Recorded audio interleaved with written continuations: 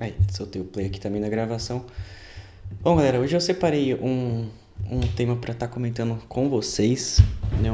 Um tema mais teórico, né? E não prático em si, mas falar um pouco para vocês sobre o Docker, que é uma tecnologia que vem revolucionando no desenvolvimento de software, né? Então, é interessante geral ter conhecimento dessa tecnologia tanto para a área de DevOps ou tanto para quem a gente mexe com desenvolvimento de software, né, para a gente ter aquela padronização de equipe.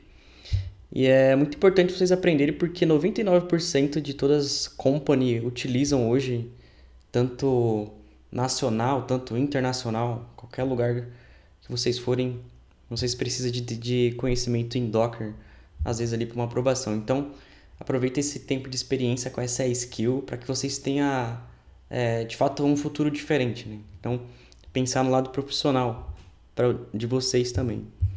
Então, bora dar o play.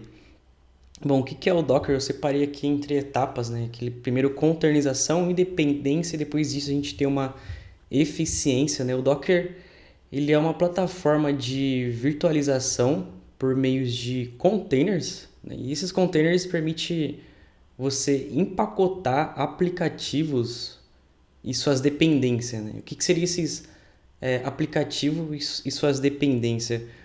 O aplicativo, de fato, é o seu projeto e as dependências vão ser suas imagens. Então, pensando ali em requisitos não funcionais que a gente estaria utilizando como no projeto em si, né? Então, quais seriam os requisitos não funcionais? Utilizar Apache como servidor ou não, vamos utilizar Nginx, né? Então, isso é uma dependência de requisitos não funcionais. E isso passa a ser uma imagem no Docker. Então, a gente tem tanto configurar Nginx, Apache, a gente tem imagem de PHP, MySQL. Então, isso garante que essas imagens sejam executadas, né, de forma consistente em diferentes SO. Então, isso acaba gerando uma independência e padronização de equipe, né, e isso acaba também gerando uma eficiência, querendo ou não, né? Bom, aqui tem os principais conceitos e termos referente ao Docker. A gente tem um arquivo chamado Dockerfile, que ele fica lá na raiz do projeto. E aqui eu coloquei para criar imagens customizadas do Docker, mas além de criar imagens customizadas do Docker, eu consigo passar alguns comandos para que ele seja triggerado assim que o container for executado. Então, no momento que o container subiu, eu quero que instala para mim o git, instala para mim o cur, o zip, um zip.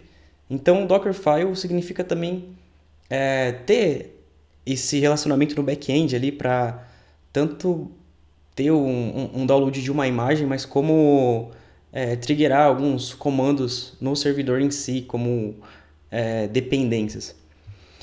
E a gente tem um outro caso aqui que é o registry, que você vê pouco, que é apenas um método para você poder compartilhar uma determinada imagem, mas de forma privada com outro usuário, né? E um outro cara aqui também é o Docker Swarm. É que assim, o Docker, nosso ambiente de desenvolvimento, a gente utiliza 50% do que ele é, e não do 100% que eles nos oferecem. Então, tipo, o Docker Swarm, ele é tipo um framework do Docker para a gente trabalhar com múltiplos containers. Então, quem estaria vendo isso daí seria mais a galera de infra, seria um Luiz. Então, ou seja, eu tenho um cluster e para cada cluster eu tenho um identificador para cada cluster. Então, ou seja, isso vai a 100% do Docker. Né? A gente vê no desenvolvimento web, né? A gente vê mais 50%. Que é só configurar nossas imagens ali e subir e vida que segue. Né? Mas o Docker vai muito mais além disso. Né? Eu tenho a orquestração de múltiplos containers com o Docker Swarm. Então, a galera que vai estar utilizando isso daí é mais galera de DevOps, não envolve mais a gente de desenvolvimento web, né? Mas é interessante a gente saber, já que a gente está trabalhando com essa tecnologia, até onde ela vai, né? E até onde a gente está indo. E a gente tem outra ferramenta também, que é o Docker Compose, que é uma ferramenta que ele permite a gente tá se relacionando com o Docker através do prompt de comando, né? Então, eu tenho Docker Composer Up, Build, PS, então ele permite que você faça ligação com o Docker via prompt de comando. Um outro cara aqui é a arquitetura do Docker, né? Como que funciona a arquitetura do Docker? Primeiro as imagens, depois o container, depois o registry.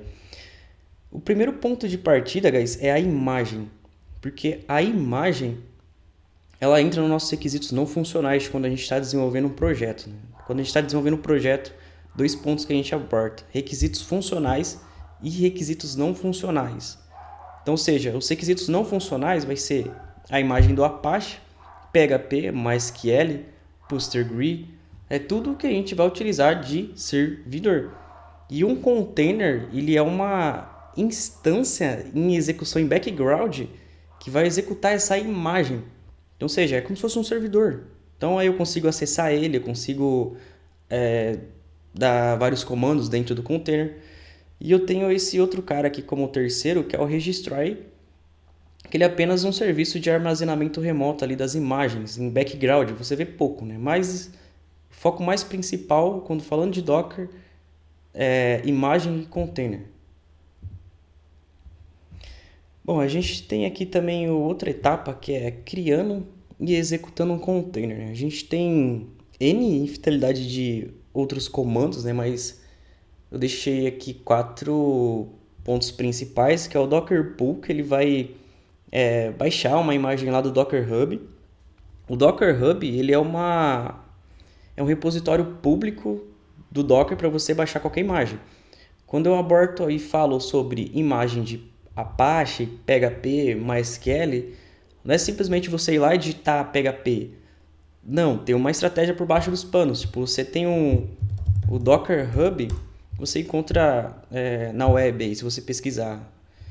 Ele é para a gente procurar todas as imagens que você quer utilizar como serviço. Então é aqui que vem o nome de cada imagem, não é fictício. Então você pega o name, a versão de cada imagem que você quer trabalhar.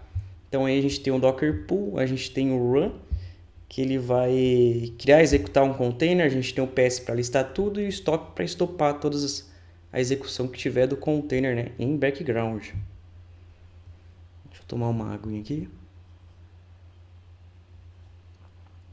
Bom, agora o próximo passo aqui é criando imagens personalizadas com o Docker. Né? A gente tem o Dockerfile que eu citei lá em cima, né, que a gente consegue especificar o download de alguma imagem ou executar alguns comandos em background por cima do nosso container. Né?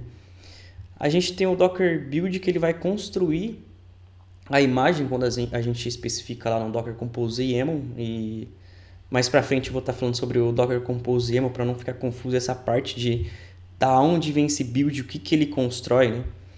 E a gente tem tag e push que a gente consegue enviar alguma imagem lá para o Docker Hub ou para algum registry private, que é um registro privado, mas no momento não é nosso tipo de abordagem agora.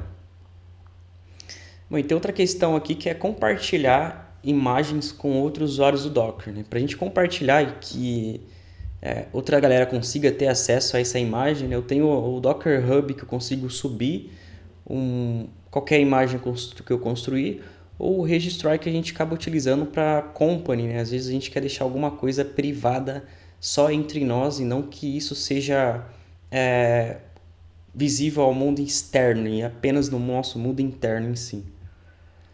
Bom, aqui eu tenho um print do Docker Compose YAML que eu tinha citado, então aqui um exemplo no projeto, né? Eu crio aqui o meu Docker Compose YAML e aqui eu especifico o meu service, o nome do meu projeto, e aí para cada um dele, você observa que ele tem uma imagem, então, ou seja, ele está rodando a imagem do Laravel 9, o de baixo já é um outro service, é a imagem do Nginx, o de baixo é o MySQL, a imagem do MySQL.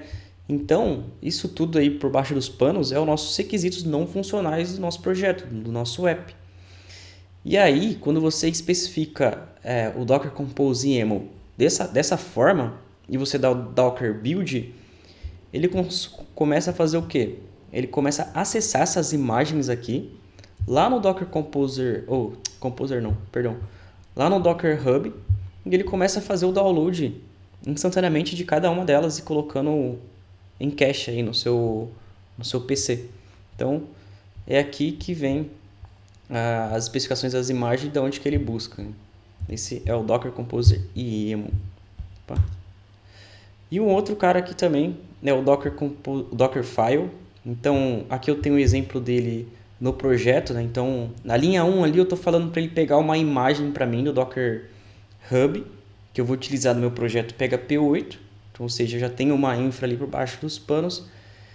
E além de pedir para ele fazer o download de alguma imagem, eu consigo passar argumentos, que seria o quê?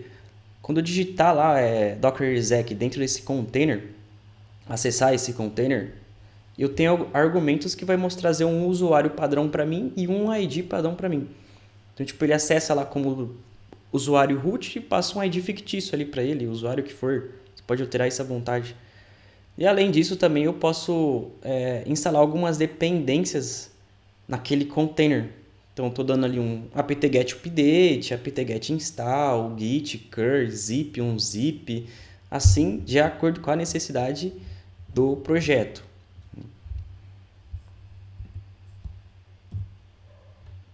Bom, então aqui eu separei alguns comandos com o Docker Composer YAML.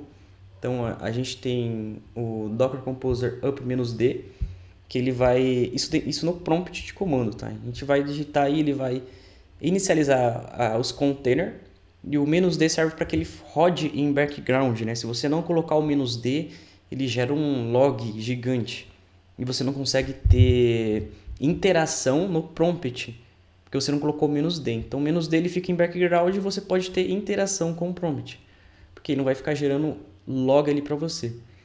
E a gente tem o Docker Composer DAO, que ele vai baixar. Se você sobe, você especificamente tem que se baixar, né? Então, tanto subir, tanto descer, tanto build de construir as imagens que eu falei ali do Docker do Composer YAML. E o outro cara também que é o Docker Composer Restart, que às vezes tô com cache, alguma coisa, algum problema, né? Se dá um Docker Restart, ele vai reiniciar todos os containers, que seria o servidor, né? E o Docker PS ele lista ali os containers que a gente tem, ele lista ali para você no terminal. E o Docker exec é para você ter a interação com o seu container de fato. Porque por enquanto a gente só está aqui local. Mas eu quero acessar o meu container para, sei lá, rodar um migration de um banco de dados. Aí você dá o Docker Composer exec, o nome do container, bash para dizer que você quer acessar via terminal, CLI. Aí você dá o comando que você quiser lá dentro. Bom, tem outra situação aqui, que é um assunto bem polêmico. Né? Na minha máquina funciona. Por que coloquei essa questão da minha máquina funciona? Porque antes de existir o Docker, guys, a gente utilizava XAMPP, LAMP, para a gente ter padronização de equipe. Né? Eu já trabalhei com XAMPP, já trabalhei com LAMP, e assim, qual que é o problema que eu destaquei aqui embaixo? Então, tipo, na versão 2.9.0, e outros usarem a 1.2.0. Tipo, não vai ter uma padronização de equipe. O XAMPP, você vai lá e quando você entra no site oficial do XAMPP, a primeira coisa que ele passa para você é a versão mais atual, recente, que ele tem. Então, ou seja, aí você fica com essa versão X, o outro fica com uma versão Y. Ou seja, você vê que fica aquele gargalo de não ter uma padronização de tecnologias e versões iguais entre equipe. Então, um outro ponto de atenção aqui que é sempre você utilizar a versão que você está utilizando em produção no seu mesmo ambiente de desenvolvimento. Isso é um ponto importante, senão fica nesse termo, na minha máquina funciona. Só que não. Então, o Docker ele vem para matar essa questão. Por quê? Com o único arquivo que eu mostrei lá em cima, o Docker Composer YAML, né? O único arquivo, você consegue ter uma padronização de equipe, ou seja, todo mundo, né, toda a equipe vai estar utilizando esse mesmo arquivo que você configurou, que vai ser os seus requisitos não funcionais, que vai ser as suas imagens que você mesmo vai definir. Então, ou seja, você acaba criando uma padronização de equipe, que é um dos pontos mais importantes aí pra gente. Bom, aqui tem as vantagens e desvantagens do uso do Docker, né? Pro último slide aí pra gente finalizar essa apresentação de 15 minutos que já deu aqui, né? Bom, as vantagens é que a gente consegue ter isolamento de ambientes, né, para cada um. A gente consegue ter uma baita padronização de equipe, que eu acho bem importante. A gente pode definir quais versões que a gente vai utilizar. A gente pode ter esse livre-arbítrio de ficar alterando versão, imagem à vontade, né? Diferente de você utilizar um champ, você tem que baixar e utilizar o que vem padrão lá. O Docker você tem esse livre-arbítrio. Mas um dos pontos chato, né, que é as desvantagens, que é a complexidade na configuração inicial, né? E, tipo, a gente tem, acho que 6 estagiários aí hoje. No computador dos 6 estagiários, cada um deram um problema diferente para só rodar um projeto, né? Então, o ponto das desvantagem dele, né, é complexidade inicial. Mas assim, apenas inicial, né? Porque depois que pega o tranco, o negócio começa, a roda começa a girar. Então, inicialmente eu acho um pouco bem confuso para quem está começando. Igual a cabeça dos estagiários ficaram loucos, né, inicialmente. Bom, acho que é isso, guys. Acabou a apresentação. Se tiver algum ponto para estar falando aí.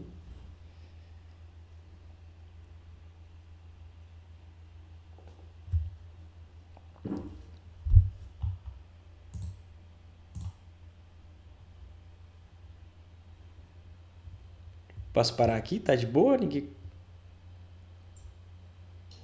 Alguém para adicionar alguma informação? Alguém levantou a mão? Não, não, não. Acho que deu só parabéns, hein? Então acho que beleza. Pode iniciar.